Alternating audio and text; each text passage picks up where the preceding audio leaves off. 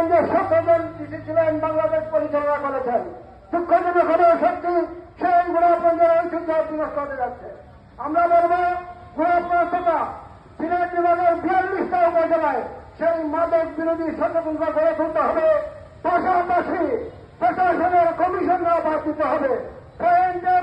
আপনারা মাদক ব্যবসায়ীদের কাছ থেকে কমিশন নিয়ে দেখেন, সেই কমিশন বন্ধ না হওয়া পর্যন্ত মাদক ব্যবসা বন্ধ হবে না।